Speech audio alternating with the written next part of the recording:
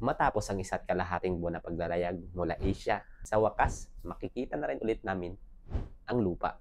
Yan yung mga pabirong salitang maririnig mo dito sa barko. Pero bago yon, may 3 araw pang haharapin na puno ng paghahanda at hamon. Bawat hakbang, bawat utos, bawat maliit na detalye, nakasalalay ang kaligtasan at tagumpay ng loading operation ng barko.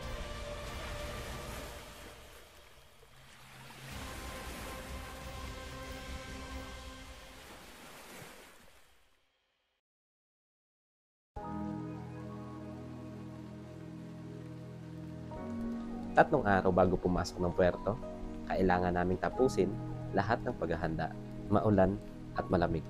Pero tuloy ang trabaho. Nagkandak ng crane test, valve test, pilot ladder test, at nilatag ang mga mooring ropes. Ilan lang ito sa mga preparation na kailangan bago pumasok ng puerto. Bawat patak ng ulan, bawat hampas ng hangin ay may paalala na walang shortcut at walang puwang ang pagkakamali. Kakangkurahe lang namin kaninang bandang alas 6 ng umaga. Bali sabi 2 days kami dito sa Anchorage area. Malapit lang din kami sa jetty namin o sa puerto. Mga 3 miles lang din yung distansya.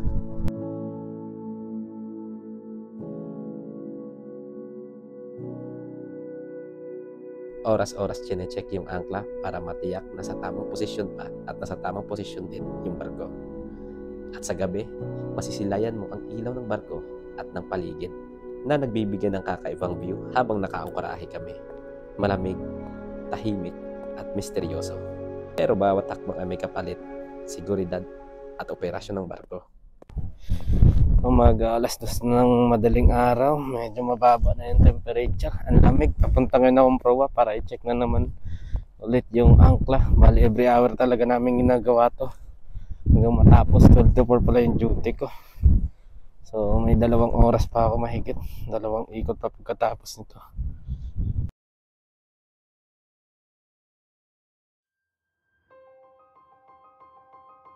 Kinabukasan, dumating din yung provision. Ito yung supply ng pagkain at mga pangangailangan ng mga crew. Para sa mga hindi pamilyar sa tinatawag na provision, ito ang lahat ng pagkain at supply na ino-order para sa barko bago pumasok o mismo pagdikit ng barko sa puerto. Lahat ay planado at sapat para sa buong crew para sa ilang linggong paglalayag.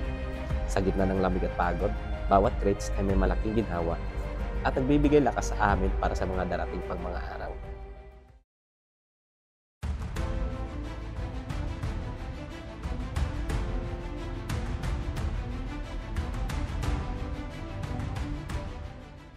Dumating ang araw ng puerto. Dito na talaga ramdam mo ang bigat ng trabaho. Busy, sabay-sabay lahat. Maraming bisita, tuloy-tuloy din ang operasyon. Kulang sa tulog, lamig, at wala sa oras na pagkain. Tapos nga na ng duty ko. Alas 4 na ng hapon dito. Napaaga yung full rate namin. Mamaya na ito ma-revise din yung schedule namin. Malamig na rin sa labas kahit may araw pa. Tapos dami rin bisitang dumating. Kasi yun, mga outsiders din palang umuwi na. Tapos nandito na rin yung mga joiners. Pahinga muna siguro tayo. Tapos mamayang midnight duty pa natin ulit.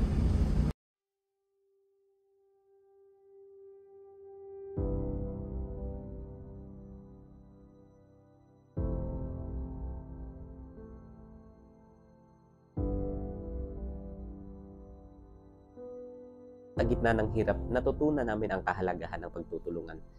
Kahit pagod at malamig, bawat hakbang may layunin. Natutunan namin na sa bawat pagsubok may lakas na matatagpuan at sa bawat hirap may pagkakaunawaan at tiwala sa isa't isa. Ngunit sa gitna ng lahat ng to, nakita namin ang tibay at determinasyon ng bawat isa. Natutunan naming pahalagahan ang bawat hakbang at bawat sakripisyo. Ang hirap ng ito ay hindi lang pasanin, ito rin ay patunay na kakayahan, katatagan, at dedikasyon ng bawat isa.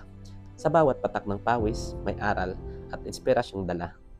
Ang buhay sa barko ay puno ng hirap at hamon. Ngunit bawat pagsubok ay may aral at bawat hirap ay may dahilan.